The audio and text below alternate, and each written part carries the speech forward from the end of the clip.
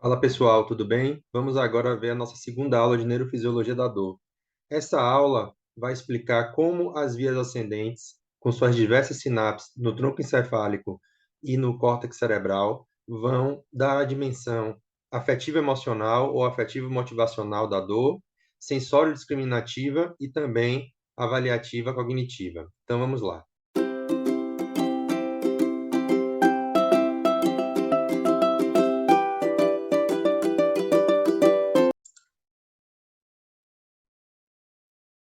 Então vejamos a continuidade da nossa aula de Neurofisiologia da Dor.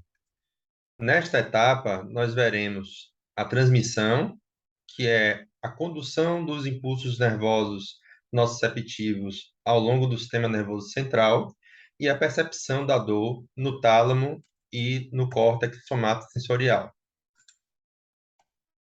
Aqui está o nosso quadro, conforme da aula passada, e nós paramos justamente nesse ponto aqui de entrada da informação nociceptiva na medula espinal. Lembrando que esta informação também pode entrar via tronco encefálico, por exemplo, através do nervo trigêmeo, que é o quinto par craniano. Então, nós vimos que as fibras A delta, elas serão responsáveis pela dor aguda, de condução rápida e bem localizada. Que as fibras C serão responsáveis pela segunda dor, ou dor lenta, que é mais prolongada e que é pouco localizada, ou difusa, mal localizada. Uma tem a função de alertar imediatamente os centros superiores do encéfalo. A outra tem a função de lembrar, entre aspas, ao sistema nervoso que deve ser priorizada esta área que foi lesada, para que ela possa se regenerar e também não sofrer eventuais lesões novas. Bom, vamos primeiro falar um pouquinho aqui da substância cinzenta da medula espinal. A substância cinzenta da medula espinal, que eu estou apontando aqui com laser, ela tem um formato parecido com um H ou uma borboleta e se encontra no interior da substância branca que está aqui ao redor. Esta substância cinzenta pode ser distribuída ou classificada em coluna posterior, coluna anterior e, em algumas regiões, a coluna lateral. Na coluna anterior, nós temos os corpos neuronais dos neurônios motores. Na coluna posterior, a predominância é de corpos neuronais de neurônios sensoriais, ou que vão recepcionar estas informações sensoriais que estão vindo pelas fibras da raiz dorsal da medula espinal. E a substância cinzenta lateral é aquela onde vamos encontrar os corpos dos neurônios pré-ganglionares do sistema nervoso simpático. E como o sistema nervoso simpático é tóraco-lombar, nós só visualizaremos esta coluna lateral no nível de T1 a aproximadamente L2. Mas voltando aqui para a coluna dorsal, né, também chamada de corno posterior, nós observamos que existem 10 lâminas ou grupos de neurônios que possuem forma e função semelhantes. Essas lâminas são divididas de 1 a 10 no sentido dorsal para ventral ou de posterior para anterior. Então, aqui, logo no início, eu tenho a lâmina 1, que é a chamada lâmina marginal, a lâmina 2, 3, 4, 5 e assim sucessivamente. É bem verdade que os neurônios que se encontram nessa localidade, eles podem possuir uma projeção longa, que são os neurônios de projeção longa da medula, podem ser interneurônios, como esse que estamos vendo aqui com laser, né, que são neurônios geralmente que estão associados a arcorreflexos polimodais e também intermediando aqui a entrada, por exemplo, de estímulos sensoriais. E temos também os neurônios de projeção curta, os neurônios que vão subir ou descer suas fibras em poucos segmentos medulares, geralmente associados a reflexos intersegmentares, como reflexos de coçar, por exemplo. Mas vendo aqui a entrada da fibra A delta, observe que ela é o primeiro neurônio, também chamado de aferente primário, sensorial, e logo na camada 1, na camada marginal, ela vai fazer sinapse com o segundo neurônio da via. E observem que esse segundo neurônio da via, o neurônio de segunda ordem, ele possui um grande axônio, um grande prolongamento axonal que vai formar o trato neoespinotalâmico, que é o trato que vai ser responsável por transitar a informação de dor rápida, a dor bem discriminada, bem localizada. Então, o corpo neuronal que está na lâmina 1 vai emitir um prolongamento, certo? Axônico, e aí vão ser milhares, né, desses neurônios, que vão ser compactados e essas fibras nervosas vão formar o chamado trato neoespino-talão. Observem que essas fibras cruzam aqui a linha média na comissura branca da medula e vão para o lado contralateral à entrada do estímulo sensorial para ascender até as estruturas encefálicas.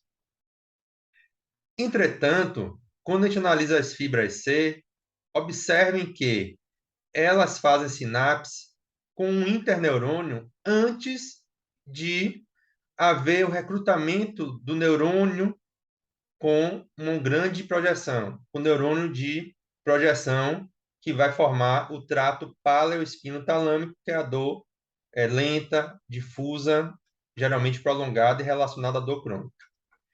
Esse interneurônio ele vai estar localizado mais ou menos nas lâminas 2 e 3 do corno posterior da substância cinzenta medular. Essas lâminas 2 e 3 são conhecidas como substância gelatinosa e possuem importância fisiológica, pois elas vão participar do mecanismo de modulação endógena da dor e possuem também aplicações ou importância clínica e também farmacológica, pois alguns fármacos vão atuar, de certa forma, neste segmento para poder mitigar, diminuir a entrada de informação dolorosa nesta região.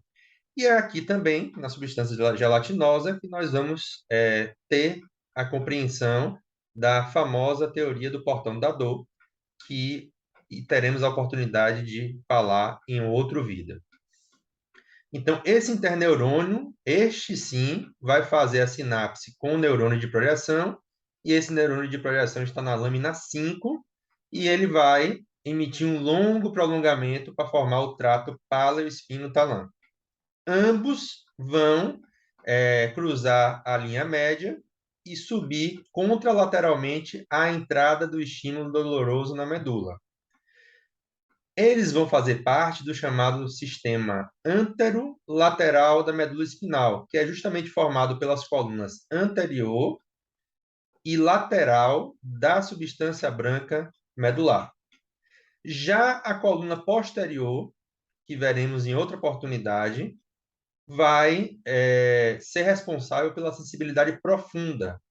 Então, propriocepção, tato epicrítico ou discriminativo, estereognosia, dentre outros. Bom, já vimos então que os neurônios de projeção, eles vão estar principalmente na lâmina 1 marginal e na lâmina 5 do corno posterior da medula espinal, substância cinzenta. Observem que esta via de dor rápida das fibras A delta, além de serem mielinizadas e, portanto, terem maior velocidade de condução, ela vai ter uma sinapse, duas sinapses, na terceira sinapse já estou no córtex somatosensorial primário.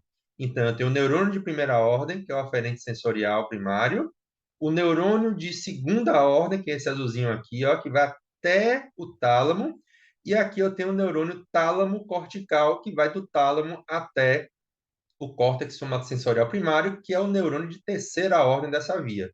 Então, é uma via muito rápida, o que justifica a fisiologia que ela carrega justamente pelas características da dor rápida ou aguda. Da mesma forma, as fibras C, elas vão ser responsáveis pela dor lenta e não precisam de tanta rapidez assim na condução. Além disso, já na medula ocorre mais uma sinapse ou mais de uma sinapse, a depender da situação, que é justamente com esses interneurônios, para só depois a informação ser levada ao encéfalo através do neurônio, cujo corpo está na lâmina 5 aqui da substância cinzenta. Mas, ao contrário do trato neoespinotalâmico, esse trato paleoespinotalâmico, mais antigo filogeneticamente, ele vai ganhando o agrupamento de várias fibras, e essas fibras, parte delas, vão fazer sinapses com terceiros neurônios que não estão localizados no tálamo. Então, por exemplo, esta via aqui, chamada trato espino-reticular, é uma via que vem da medula, espino, e vai fazer sinapse com neurônios de terceira ordem aqui na formação reticular do bulbo e da ponte. A formação reticular, ela é entendida como a região do sistema nervoso que é intermediária, como se fosse um meio termo entre os núcleos de corpos neuronais ou a substância cinzenta em si, bem definida, e a substância branca, que é bem definida através de tratos, fascículos, leminísticos. Então, ela fica meio que no limbo e nós veremos a importância dela. A formação reticular, ela tem um papel importante para fazer o processamento de comportamentos inconscientes e também automáticos, que são fundamentais para a nossa existência. Isso para que o cérebro não fique sobrecarregado com uma gama de informações que podem ser processadas aqui neste meio termo no tronco encefálico. Então, parte dessas fibras aqui que compõem o trato paleoespinotalâmico vão ser agregadas a esse trato e vão se dirigir direto da medula espinal para a ponte e o bulbo, fazendo sinapse com o neurônio aqui, ou neurônios, pode ser mais de um, da formação reticular. Com o mesmo raciocínio, nós temos aqui o trato espino-mesencefálico, que vem da medula em direção ao mesencéfalo, especialmente a substância cinzenta periaqueductal, que eu estou mostrando aqui. Essa substância cinzenta, ela fica ao redor, ok, do aqueduto de Silves, que é esse canalzinho aqui que comunica o terceiro com o quarto ventrículo cerebral. Ela é conhecida como a sigla substância cinzenta periaqueductal SCP. Ricardo, vai ocorrer sinapse também desses neurônios com a formação reticular aqui do mesencéfalo? Sim. Com outros núcleos? Sim. Com o colículo superior, que é ligado à visão? Também. Porque eu preciso da atenção da visão na hora que eu tenho um estímulo doloroso, certo? Mesmo que a dor aguda já tenha sido transmitida para o encéfalo. Da mesma forma, eu preciso ter reações autonômicas, viscerais, em relação a essa dor. E essas reações autonômicas é dada pelo sistema nervoso simpático e parasimpático, na sua porção efetora, e a chegada dessas informações sensoriais, principalmente das vísceras, entrarão também pelos nervos espinhais nos níveis correspondentes aos gânglios do sistema nervoso aferente visceral, que vão estar aqui também localizados nas proximidades da medula espinal. Então, estas fibras vão atingir também o hipotálamo, e nós sabemos que o hipotálamo, uma estrutura que está aqui abaixo do tálamo, que eu representei em vermelho aqui, certo? Ou tentei representar em vermelho, ela é uma estrutura muito relacionada às respostas viscerais automáticas ou autonômicas. Esse hipotálamo ele vai então receber as informações da dor e mesmo que nós não queiramos, vai desencadear uma série de reações no sistema nervoso, no sistema cardiovascular, no sistema gastrointestinal, no sistema neuroendócrino e no sistema imune. É por isso, por exemplo, que a dor crônica, né, em que eu tenho a perpetuação ou a persistência desses estímulos que não são mais benéficos em termos fisiológicos e sim já se tornaram patológicos, vão influenciar em determinados comportamentos que a pessoa vai apresentar. Comportamentos tanto ligados à emoção propriamente dita, como comportamentos ligados ao afeto, né, que é mais aqui na região do sistema límbico, nessas regiões subcorticais e em algumas regiões corticais relacionadas ao processamento dessas emoções, desse afeto. Então, o trato neoespinotalâmico, ele vai direto para o tálamo, ele vai fazer sinapse exatamente no núcleo ventral posterolateral do tálamo, também chamado de VPL, enquanto que as informações que entram pelo tronco encefálico através dos nervos cranianos que possuem função sensitiva vão fazer sinapse também no tálamo, só que no núcleo ventral póstero-medial. E isso faz toda a diferença em termos de somatotopia, em termos de análise clínica, em termos de função, de fisiologia em si. Por outro lado, as fibras que chegam pelo trato, principalmente paleoespinotalâmico, vão atingir o tálamo, mas em núcleos que vão ser mais específicos, que vão estar mais relacionados com estruturas do sistema límbico, para daqui enviar os seus prolongamentos axonais e fazer conexão com neurônios de quarta, quinta, sexta ordem. Por quê? Porque nós passamos por vários neurônios aqui no decorrer do tronco cefálico, né, e também do hipotálamo, para poder fazer o processamento, a percepção afetiva emocional desta dor que o indivíduo está sentindo. E observem que tanto o trato espino-reticular como o trato espino-mesencefálico podem, né, enviar projeções para o próprio hipotálamo e também continuar as suas projeções depois que fazem as sinapses com os respectivos neurônios aqui na formação reticular e na SCP para esses núcleos do tálamo, enviando ainda mais informações para que o processamento e a integração desse processamento possa ser adequada.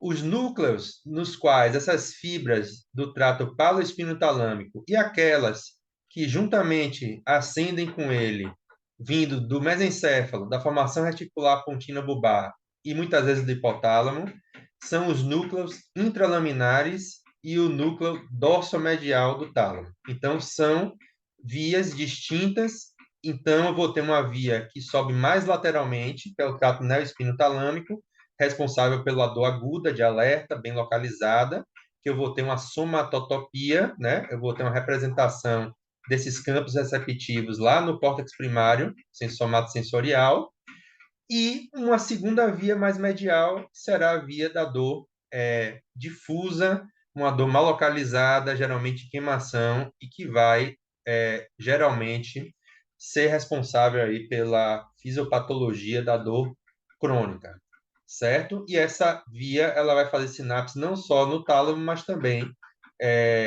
em várias estruturas do tronco encefálico, conforme demonstrado aqui.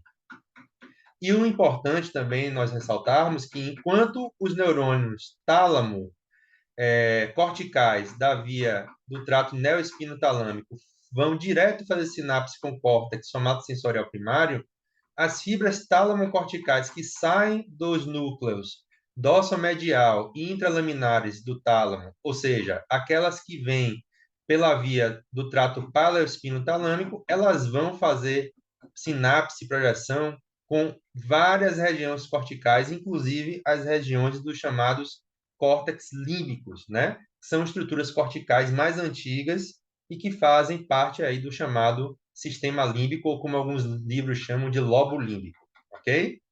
Então, pessoal, nós vimos aqui, né, o nosso quadro, finalizando a parte de integração. Só queria falar mais uma coisa.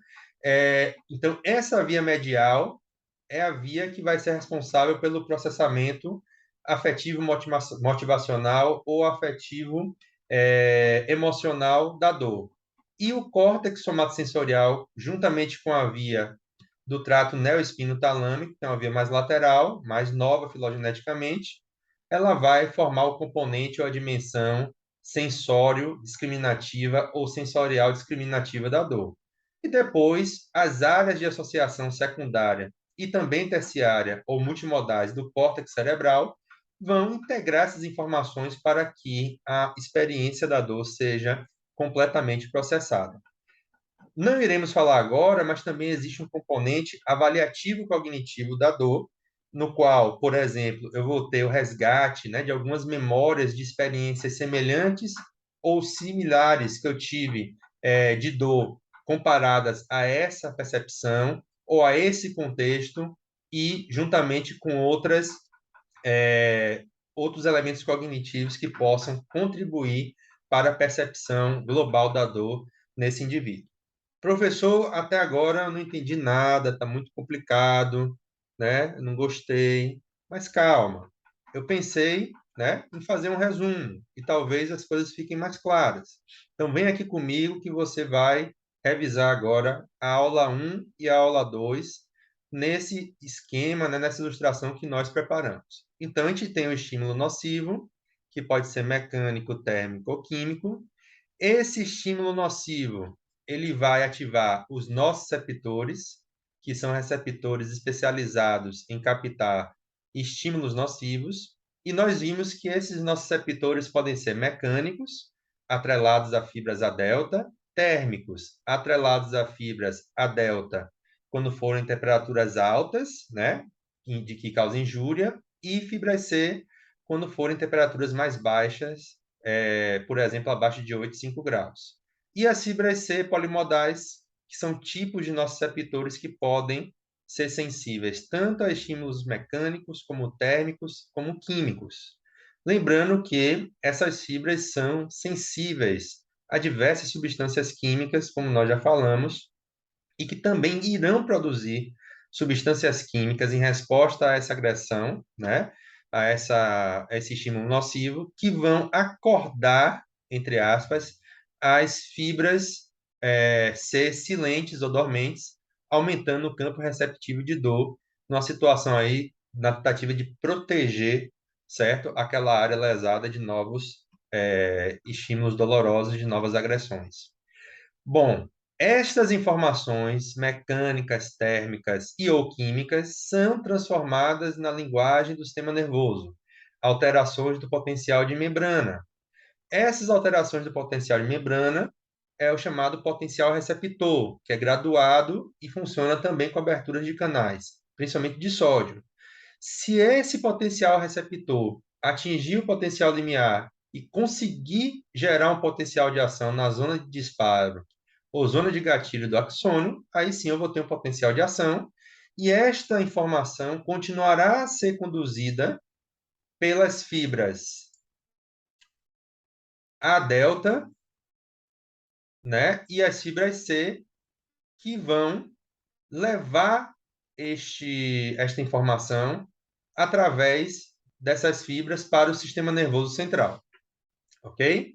Então, este processo de transformação da dor mecânica, térmica e polimodal, né, química, em um potencial, alteração do potencial de membrana e, em alguns casos, certo? Em alguns casos, potencial de ação é chamado de transdução sensorial, ok? E ela ocorre nos nossos receptores. Depois que esta transdução ocorre, nós vamos ter a condução pelas mesmas fibras A delta e fibra C, através, né, das suas fibras ou dos seus ramos axonais periféricos e dos seus ramos axonais centrais, passando pelos gânglios, e são levados até o sistema nervoso central. O nome desse processo, dessa etapa de processamento da dor, é a condução. Então, é desde que a dor foi transformada em alteração do potencial de membrana, seja potencial receptor, né? E aí o potencial de ação, e aí a condução desse potencial de ação até o sistema nervoso central é chamada essa etapa de condução.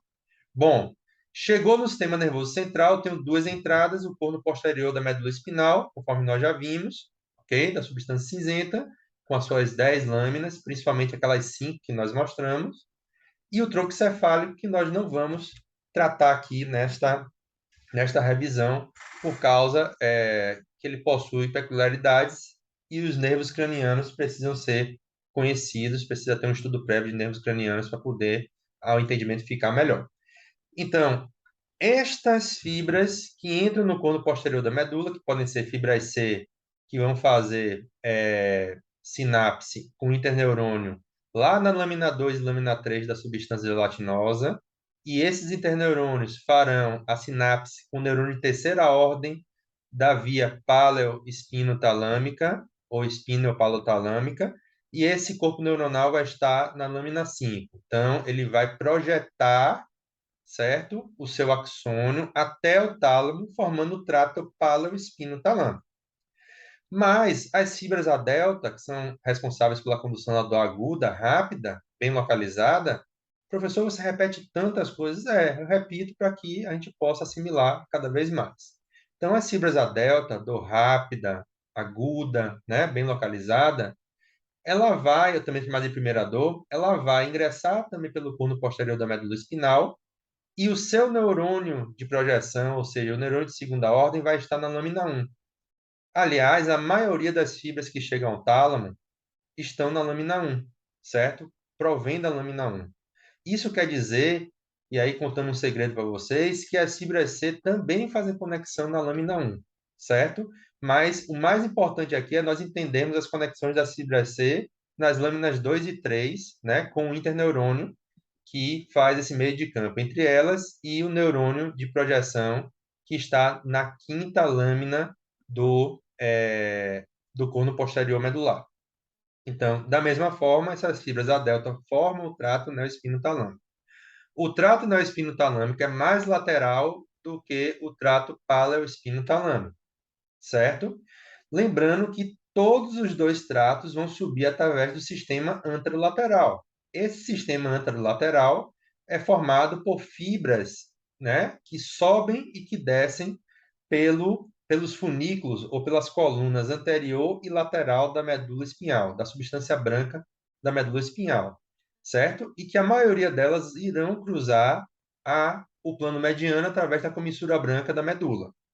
Feito isso, nós vamos entender que quando há uma lesão nessas vias, nós costumamos observar uma lesão contralateral à área lesada. Mas isso nós vamos estudar em síndromes medulares.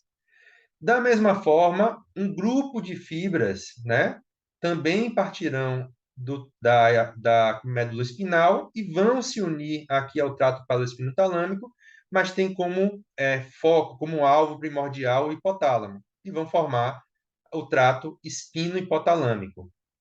E no hipotálamo nós vamos ter a orquestração dessas respostas viscerais autonômicas.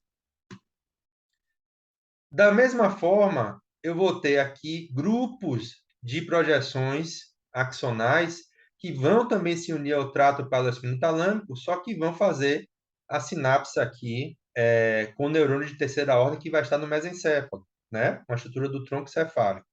Principalmente a substância cinzenta periaqueductal e o colículo superior, que é uma área do mesencéfalo que está relacionada com o processamento intermediário dos estímulos visuais. Então, forma o trato espino-mesencefálico. E, por fim, nós temos o trato espino-reticular, que são fibras que se projetam juntamente com o trato paleoespinotalâmico, dentro desse pacotão aqui, né? Trato paleoespinotalâmico, trato espino-hipotalâmico, trato espino-mesencefálico e trato espino-reticular agora, que vão fazer sinapse com um ou mais neurônios na formação reticular contínua e bulbar, que é responsável aí por processamento automático de várias informações relacionadas à dor, que também vão regular respostas motoras, inclusive comportamentais, na hora que os centros superiores enviarem os comandos, né? Tanto para a medula como para a própria formação reticular, para poder fazer esta resposta, esse comportamento frente à dor que está sendo percebido. Esta etapa aqui, que eu tenho a transmissão desta dor das estruturas do sistema nervoso, né, da medula até o tálamo e córtex, certo? Seja até a formação reticular, seja até o mesencéfalo, seja até o hipotálamo, eu chamo isso de transmissão. Então, eu conduzi a informação, ela entrou no sistema nervoso central e eu transmito esta informação através das grandes vias aferentes ou sensoriais que vão, nesse caso aqui, trafegar pelo sistema anterolateral da medula espinal. Quando eu chego no tálamo, né, o trato neoespinotalâmico e o trato paleoespinotalâmico, lembrando que as fibras que fizeram conexão no hipotálamo, no mesencéfalo, na formação reticular pontinibulbar, também poderão enviar fibras para o tálamo a fim de melhor informá-lo sobre a percepção de dor que está ocorrendo. Para que o tálamo, que é uma grande rede de distribuição de informação para o córtex cerebral, certo? Ele possa ter o máximo de informação e, consequentemente, o máximo de propriedade possível para transmitir e modular essas informações que vão ou não passar para o córtex, certo? Que é a área máxima, em termos de hierarquia, para processamento desses estímulos.